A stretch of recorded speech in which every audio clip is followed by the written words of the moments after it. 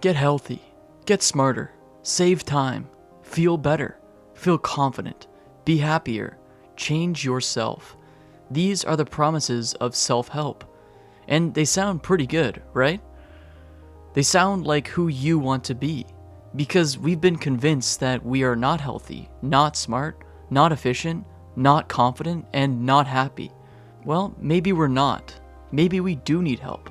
And maybe opening that book, buying that seminar, or listening to that podcast is what we need.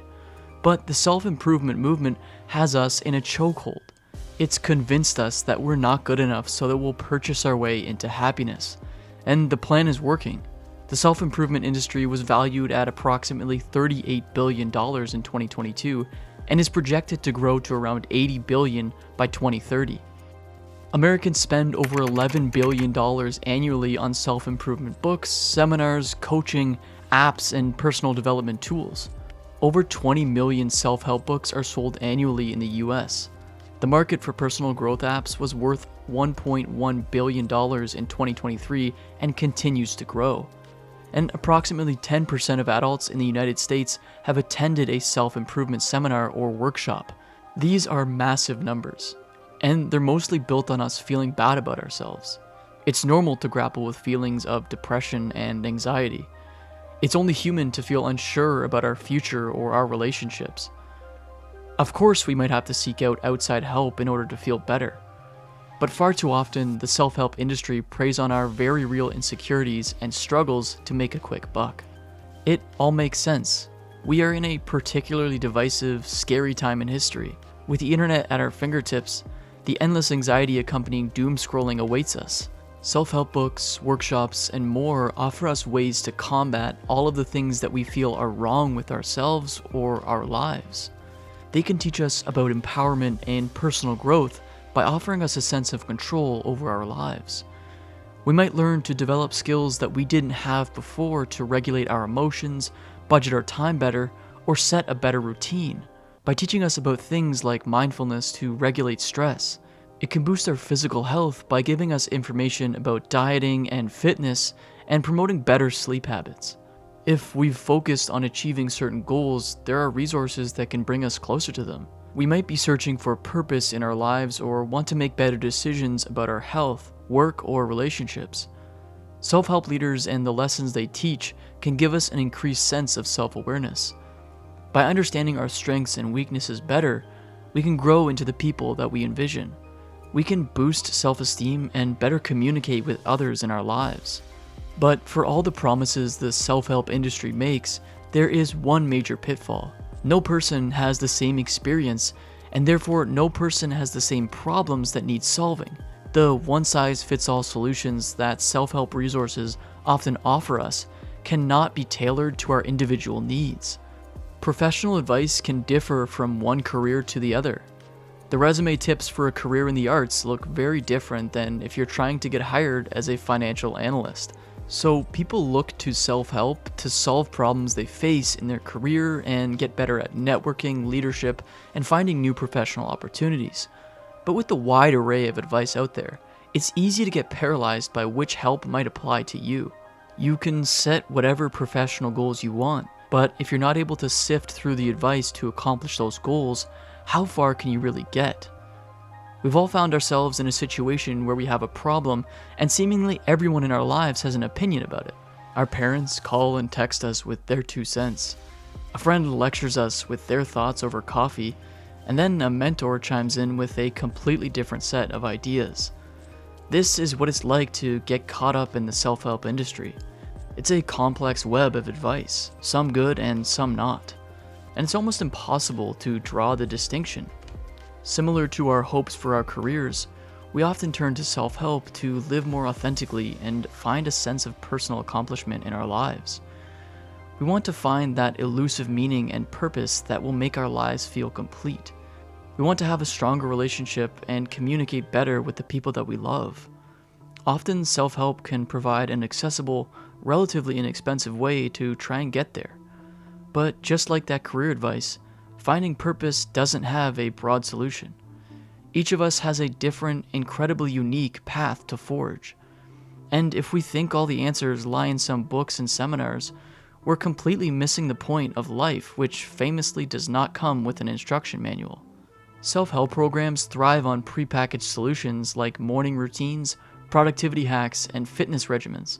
These might not all align with our individual preferences, lifestyles, or needs.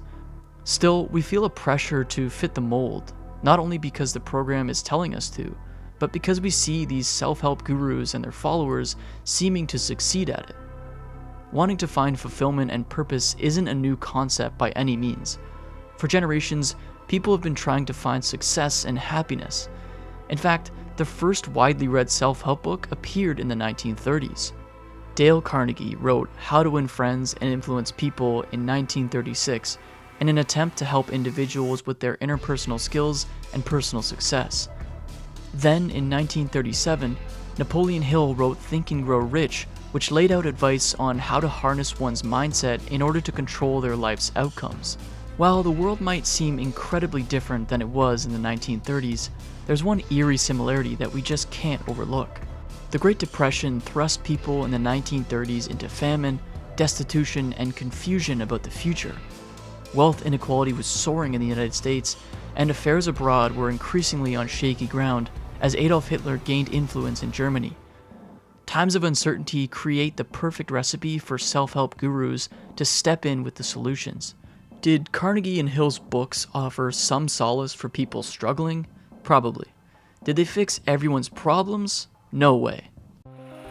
From the 1930s until now, self-improvement has often been framed as a personal journey, focusing on mindset, habits, and discipline. But true growth, whether in our own lives or on a global scale, often requires more than just individual effort. It's about having the right tools and resources to build a stronger foundation. This doesn't just apply to people, it applies to the planet too. While small actions like recycling and reducing waste are important, solving the biggest challenges like food security and climate change demand large-scale, innovative solutions. That's exactly what today's sponsor, Brazil Potash, is working on. Brazil Potash is revolutionizing agriculture by transforming how potash, an essential crop nutrient, is produced and distributed.